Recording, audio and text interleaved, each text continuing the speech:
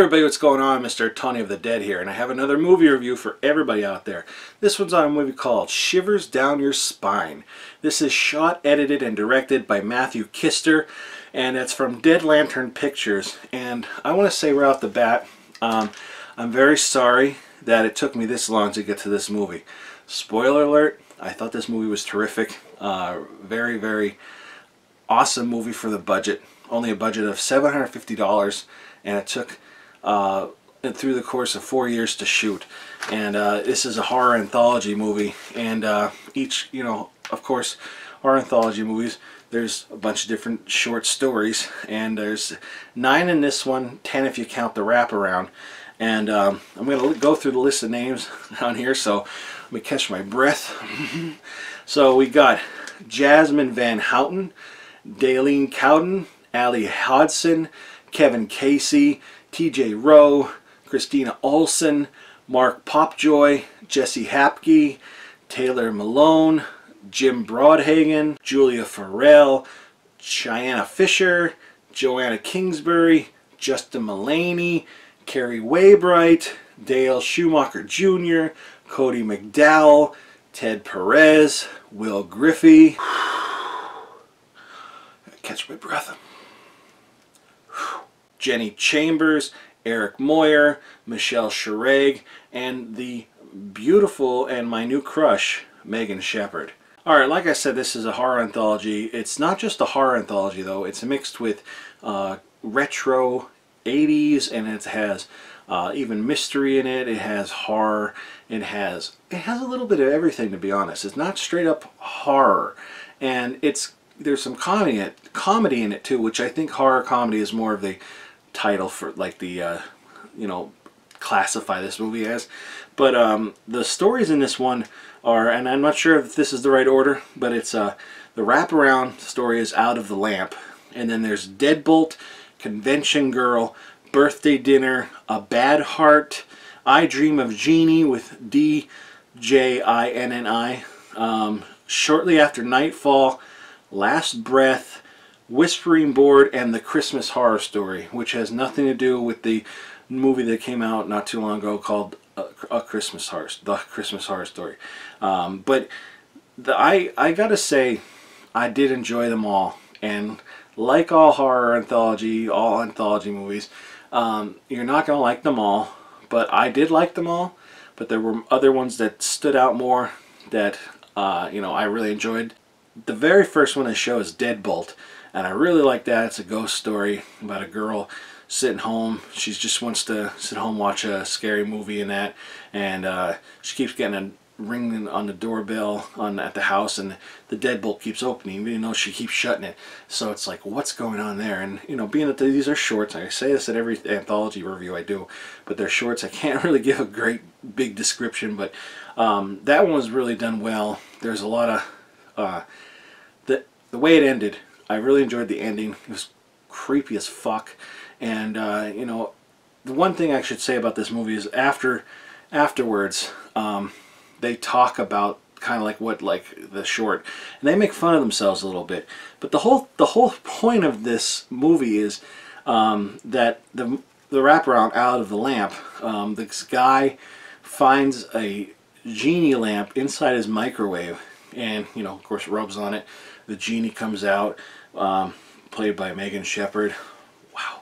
And of course, she's going to give him 3 wishes. And his first wish is to have her make him a pizza. And she's like, "Are you serious? Are you fucking serious?" And he's like, "Yeah."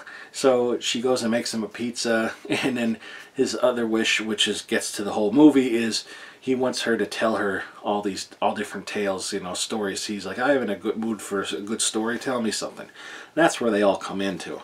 But like I said, Deadbolt is the first one. I'd say A Bad Heart was a really good one too. Again, they're all good. I can't really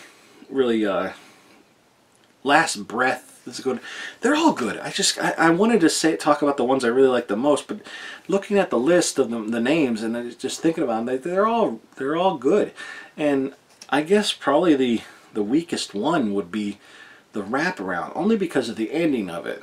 But other than that, like even like between, you know, after this, you know, this story went and they went back to the wraparound, it was entertaining. It was fun.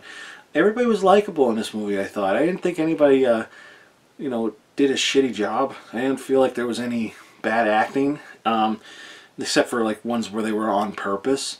But the Christmas Horror Story is a really cool one. That one stands out the most in my head. It's like an 80s retro look to it. They're in a movie theater and there's a Santa Claus on the loose killing people. So it's like a Christmas horror movie theater slasher kind of thing. And it has the VHS look to it where you see the lines going up and like you know, the tracking doesn't fit right to it, like you have to wait for it to fix itself. It's pretty cool. And funny thing is, I noticed in that segment though, everything looks 80s except for they were walking through and there was a certain poster on the wall. I don't remember what it was, but at the moment I don't remember, but it was definitely not from the 80s, which I thought was funny that was there. But it was a good time. It was shot very well, and I'll tell you what, for $750 only, they did great. I know I've seen people with a budget of $20,000 that made complete shit, and $750 for this was you know, money well done. There's, you know, maybe some CGI blood, but not bad looking, and there's a lot of, like with the genie, there's the smoke that's, you know, computer animated, but it looks awesome. It looks really cool. You know, I think it was done well. You know, they've done other movies as well. Dead Lantern. I don't know them. I never seen the movies, but I want to now because this company, you know, is really good. The Blu-ray was pretty cheap. They were making a second run of them. I don't know if those are sold out now or not, but I'd say if you can get your hands on a copy, get one. It is a very long movie. It's almost 2.5 hours long, I believe, and I saw that, and that usually is a turn-off, like, oh my god, it's that long. But it goes by pretty quick. It keeps your interest, and it's entertaining, and I honestly really like this movie a lot. Again, each short is, you know, it's not like any shorts are repeated. You know, each one of them is a different idea. Mostly, you know, for the most part, they're pretty original as well.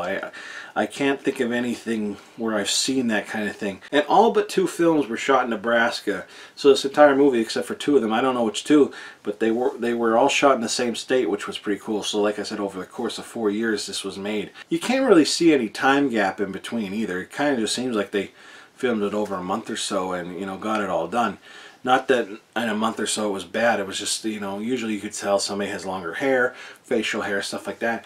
You couldn't really tell. At least I didn't notice anything.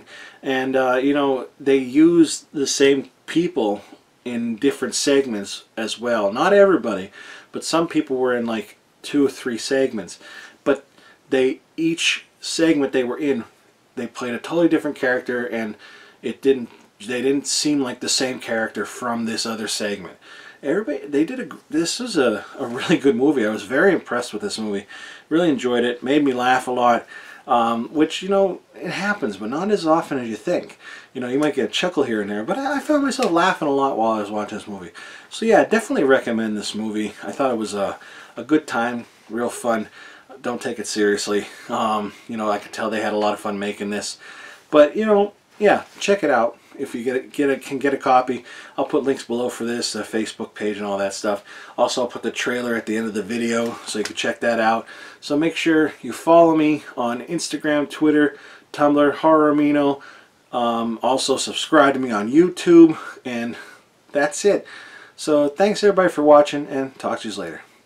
Bye.